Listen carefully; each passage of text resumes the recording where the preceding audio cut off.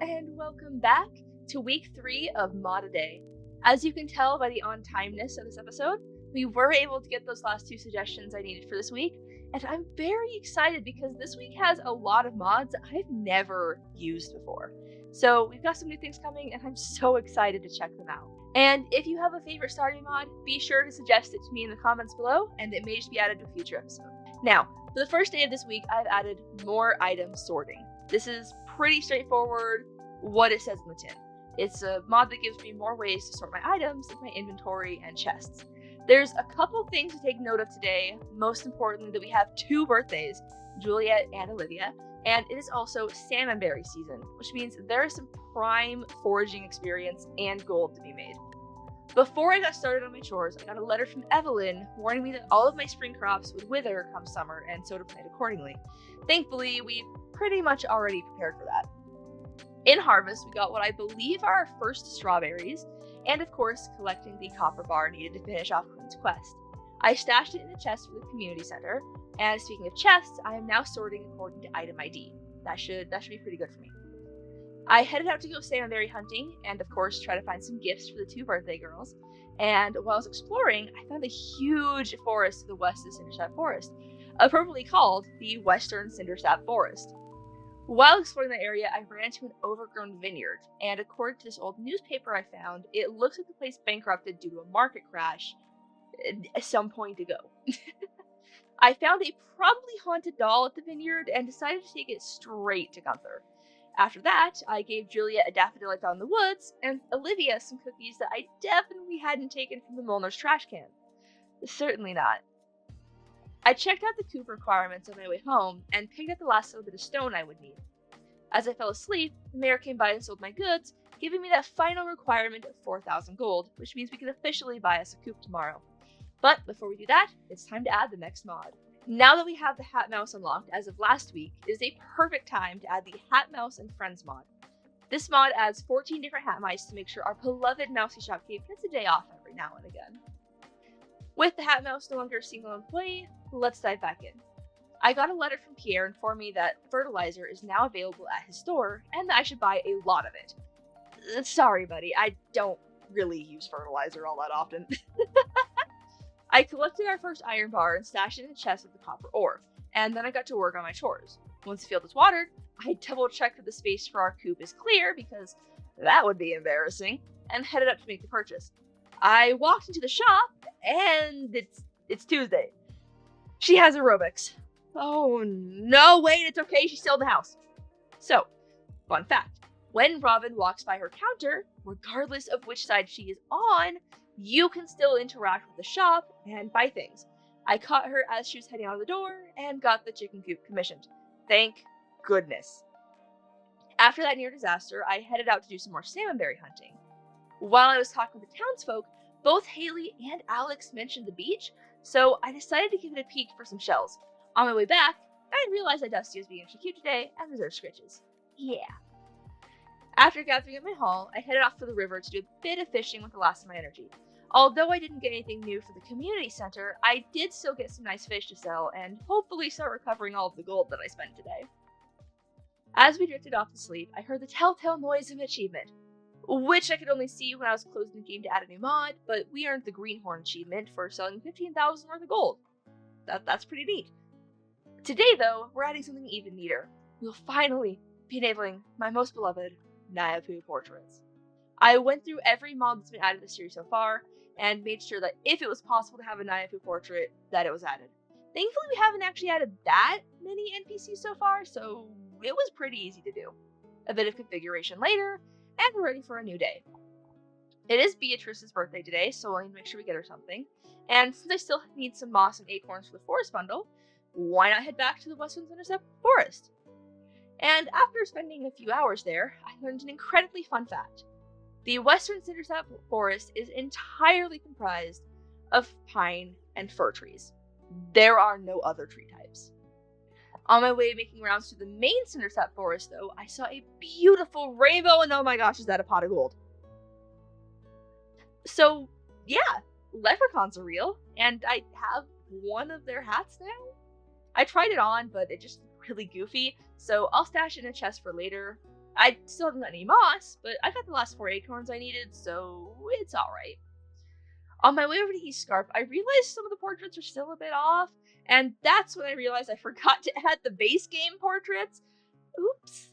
There were a few others I just genuinely messed up on, like the bear family was not working, so I'll get those fixed up. It's just a matter of forgetting which ones were patchers and which ones I had to go in and manually replace.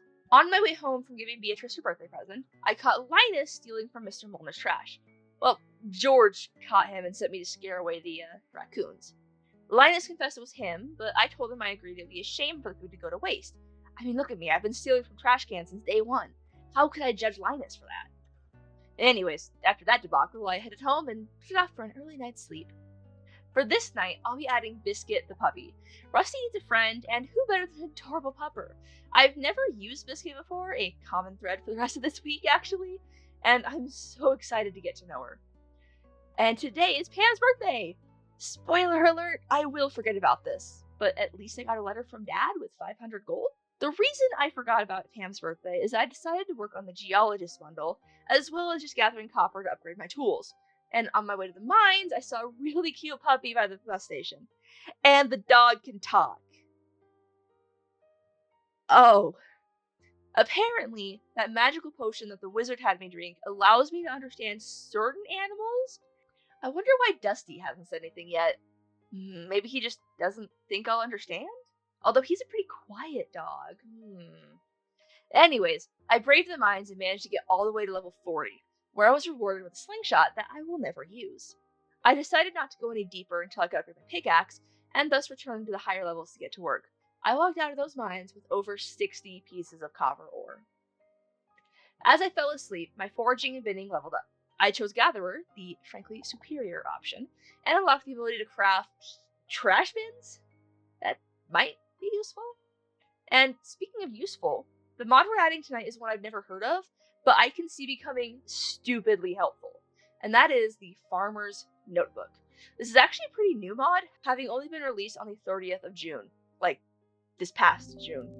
If you remember the to-do list from the ModDew series I did, this actually does have a pretty similar function in the journal. However, it also will track birthdays, the last day to plant crops, when what fish are in season, and other useful reminders. And since it pulls from the game information, that means all modded items should be included within the journal, or within the notebook. Between this and Look Up Anything, I'm pretty much set for life, I think. Let's get into the game and check it out. And that notebook is actually adorable. Like, oh my goodness. The amount of detail on every page is insane. This is actually going to be so useful. With our Raising Animals quest completed, I decided to set a goal to buy a chicken today. This will not be forgotten. Definitely not. It's Sandra's birthday, the merchant is in town, and according to this letter that I got, Jody is in need of cauliflower. With everything on our plate today, I decided to start off on the chores. I sadly only got 1 gold star potato, and we only have 3 planting days left in the season, so we'll have to be quick about planting more. I gathered up my copper bars, cauliflower, and artifacts, and headed for town. I gave Jody her cauliflower and caught Biscuit trying to beg for food. Thankfully, Jody checked, and she is clear of fleas. I gave Clint my pickaxe and realized that I could now open the copper trash cans. I set off to go loot them. I was so excited to open them up. I opened it up, and we got an acorn. I had to level up my bidding skills for an acorn. Yep. While I was in the woods, I stopped at the Wandering Trader and bought the octopus and crayfish I would need for the fish bundles. I also got some red cabbage seeds, since those are a pain to come by. I went to Pierre's to pick up my potato seeds, and who should come inside but Morris? He started flaunting 50% off coupons for his store, and apparently I'm the only one in this town with any loyalty to Pierre, and the decent morals to not go grab a coupon and yeet off to the other store, leaving my would-be purchases behind on the floor. Man, I wish I could punch Morris in the face. I went kind of broke buying 30 potato seeds, and then went off to give Sandra her gift. I went home to expand and plant my fields, and as I went to check the notebook, I realized, yeah, I completely forgot to buy that chicken, and Marnie is closed by now. I'll have to get it tomorrow. I stayed up a bit to finish off my copper smelting so I can build a silo tomorrow, since I'm cleaning up the farm a bit more, and I want to make sure our future chickens are well fed. And as I fell asleep, I leveled up in farming and mining. And I guess Binning really wanted to make sure I knew that I had to hit level 2. I guess I don't really know why it re-popped up. For this day, we'll be adding the Bridano brothers. This is a set of NPCs that, I'll be honest, I never even heard of until I let my siblings loose on Nexus. Apparently, they're an older mod that was very recently revived for 1.6 of Stardew, which is pretty exciting. It also requires the addition of the Downhill project, which will be giving us another 3 NPCs up in the backwoods. I've also never heard of the Downhill project, which means every single one of these guys is completely new, and I'm so excited to check them out. In installing this mod, I did have to reset the terrain for all locations to ensure everybody's houses were accessible, just like I did with Scarp updated for ModU. In doing so, I think I re-triggered the parsnip quest? Oops. I mean, free seeds are free seeds. And then I walked outside and realized my farm had reset as well, in full, and I realized, no, that's not gonna fly. So I restarted the game, and I'll just reset the terrain for my active location whenever I get there, if there's an issue. With my mistake very quickly undone, it is now Shane's birthday, and I need to buy a silo, and of course my chickens. I took care of the chores pretty quickly and headed off to Marty's. While I didn't see Shane, I did purchase 2 chickens, a white hen I named Dawn, and a brown hen I named Dusk. The reason for that should be pretty obvious. With the chickens at home in their new coop, it was time to head up to Robin's for the silo, and there's like a whole town here now. Okay. Actually, wait. I kind of like the placement. It helps like fill in that space between the bus stop before Robin's, but explains like, how far across you have to walk when you're going through town. Yeah, I kind of like this. Apparently the 2 townsfolk I was able to talk to, because adding NPCs mid-save makes them stay at their default start position for the entire first day. Don't worry, they'll be up and moving about tomorrow. Apparently they already know me, which I guess makes sense. We consider this town was technically here the whole time. We're just finally not skipping over it mentally when we travel. Yes. The lore for this one might be a little bit weird, but we'll make it work. Our farmer is non-observant, that's what it is. Anyways, I bought my silo, I took note of the new mountain climbing shop run by Dan, and then headed off to find Shane. I couldn't find any flowers to give him, so I splurged a bit and I bought him a pizza for his birthday.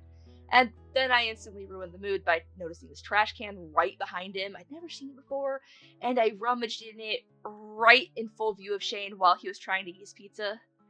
Not one of my smarter moves. Anyway, I decided to head home and chop down a few trees, laying down the groundwork for my first pathway to start decorating the farm. I'll need to move some of my farmland out of the way, but honestly, that's a future me problem. The season is almost over, we can deal with it later. All that's left now is to go to sleep and add another mod. We have another new to me NPC mod today, and it's also a literally brand new one.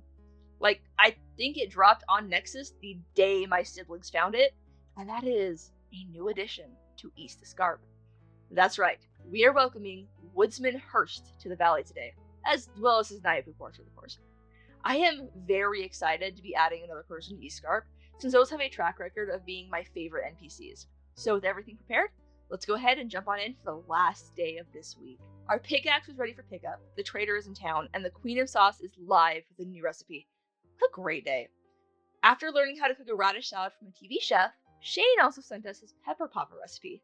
Heck yeah. Today, we have a massive harvest, and I finished it off by planting some more spring seeds, and I actually had to pull my harvested ones out of the bin so that I could make new seeds to replace the ones that I planted. I can't believe I fit all 40 of those seeds on there. Wow. I headed off to Clint's to pick up my pickaxe, and I caught Leia at the community garden. I really didn't want to mention my massive swaths of undeveloped farmland because that would have been mean, but she did give me a green bean, so successful conversation? Yay! With my shiny new copper pickaxe in hand, I headed off to the wandering trader and decided to splurge a tiny bit and buy a gold bar. I was then able to take that and my other metal bars and deposit them in the community center in exchange for a new furnace and the opening of the bulletin board. I took a look at the bundles and honestly, these aren't bad. Like, okay, the chef's bundle and the dye bundles are going to be a little annoying, and I really wish I had known about the salmon berries, but like, I can easily lock in on the blackberries and plums. These are not going to be hard bundles at all. I decided to go poke my nose into downhill again, but the only person I was able to meet was an elderly woman named Julia. I have decided from the one conversation we held that I love this woman and I would die for her. I changed course for Eastscarp, hoping to at least figure out where Hirsch lived, even if I wouldn't be able to meet him because of the whole adding NPCs mid-save thing. But the only thing I found was a weird goat with glowing eyes and a spooky tower that kind of reminds me of the Wizards, but more nature-y. I actually ended up back at Marlin's place. I thought about trying to go back to the Scarp, but ultimately decided against it due to the hour. On my walk back home, though, I was able to meet another downhiller, and that is Arthur. It's kind of crazy how fast this week went, but as I headed off to Greenville, I had only one thought. Please suggest more mods.